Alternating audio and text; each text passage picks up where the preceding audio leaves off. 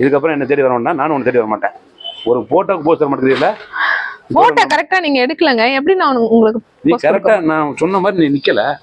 என்ன நிக்கல? மேல தூக்க சொன்னல அந்த சட்டை. என்னத்த தூக்குறது இதுக்கு மேல?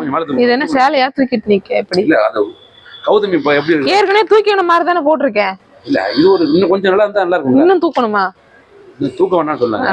இந்த அளவுக்கு இருந்துச்சுன்னா ஒரு அந்த இங்கிலீஷ் படத்துல போடுறாங்க பாத்தீங்களா, அதுக்கு நீ அவங்கள தான் போய் கூட்டு வந்து நிக்க வச்சு போட்டோ எடுக்கணும்.